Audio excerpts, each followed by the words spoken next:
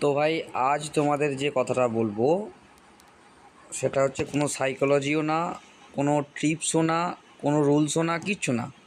Just তোমাদের trading মেন্টালিটির একটা অন্যতম বেস্ট প্ল্যানিং সেট আপ, যেটা কি না সাপোজ তুমি যদি একদিনে 10,000 টাকা প্রফিট করো, মার্কেট সেটাকে নেওয়ার জন্য তোমার কাছে আসবে। তো তোমাদেরকে করতে হবে কি, 10,000 টাকা তুমি যেমন প্রফিট করেছো সেখান থেকে মার্কেটকে তুমি 2,000 টাকা কি 3,000 টাকা কি 4,000 টাকা দেবে, এর বেশি দেবে না। কারণ একটা জিনিস তোমরা মাথায় রাখো যে একদিন যদি তুমি প্রফিট করো,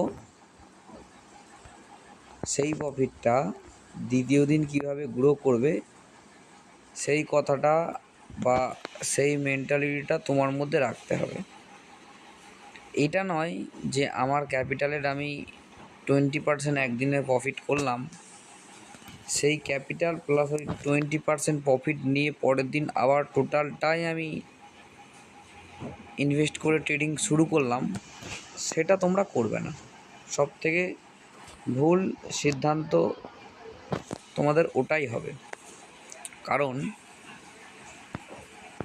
মেন্টাল সাইকোলজি এমন একটা জিনিস, ট্রেডারদের যারা ব্রিক ট্রেডার হয় তারা কি করে জানো, তাদের যে ক্যাপিটাল থাকে তার 50% নিয়ে তারা ট্রেড করে, 50% তারা ব্যাকগ্রাউন্ডে রেখে দেয় ব্যাকআপ দেওয়ার জন্য।